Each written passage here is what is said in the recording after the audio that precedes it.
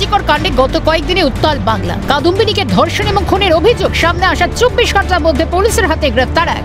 আর তারপর রবিবারের মধ্যে কেস সলভ না হলে সিবিআইয়ের হাতে মামলা হস্তান্তরের ডেডলাইন বেঁধে দেন খোদ মুখ্যমন্ত্রী। যদিও তার আগেই রাজ্য পুলিশ এবং হাসপাতালে ভূমিকা অসন্তুষ্ট থাকায় সিবিআইকে তদন্তভার দেয় কলকাতা হাইকোর্ট। তদন্তভার যখন সিবিআইয়ের হাতে, ঠিক তখনই ফের রাজ্য পুলিশের ভূয়সী প্রশংসা রাজ্যের মুখ্যমন্ত্রীর গলায়। এই রাজ্য পুলিশই কাজ করে, কলকাতা পুলিশই কাজ করে। তাদের মারধরের ব্যাপারটা কি? তারা তো কিছু করেনি।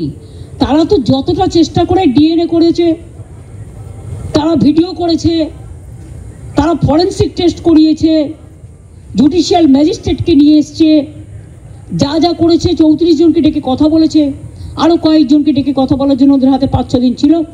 তাছাড়াও বারবার করে সব কিছু মা বাবাকে দেখিয়ে আসা হয়েছে। টোটাল রিপোর্টটা, টোটাল ভিডিও, পোস্টমর্টমের রিপোর্ট থেকে শুরু করে ঘটনা সবটাই ওর বাবা আমাকে দেখিয়ে আসা হয়েছে। রাজ্য পুলিশের তদন্তে নাখোশ গোটা রাজ্য। হাসপাতালের পাশাপাশি আদালতের কাছে মুখ পুড়েছে রাজ্যের পুলিশেরও। হাইকোর্টে প্রশ্ন উঠেছিল, কেন নির্যাতিতার বাড়ির সদস্যদের ভুল তথ্য দেওয়া হয়েছিল?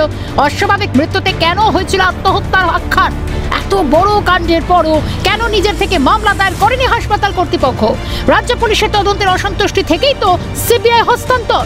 তারপরও রাজ্য পুলিশের ভরসা মাননীয়ান, নিজের অবস্থানে অনড় নন মুখ্যমন্ত্রী। এর পাশাপাশি বৃহস্পতিবার রাজভবন থেকে বেরিয়ে তদন্ত নিয়ে আরও কথা বলেন তিনি। তদন্তে নিরাপরাধের যেন শাস্তি না হয় সেই আশাও করেছেন বটে। কিন্তু আমি এটা নিশ্চয়ই বলবো, প্রকৃত দোষী যেন শাস্তি পায়, নিরপরাধী যেন না পায়। কারণ ধনঞ্জয় চ্যাটার্জির কেসটা এখন প্রতিদিন কাগজে লেখা হচ্ছে।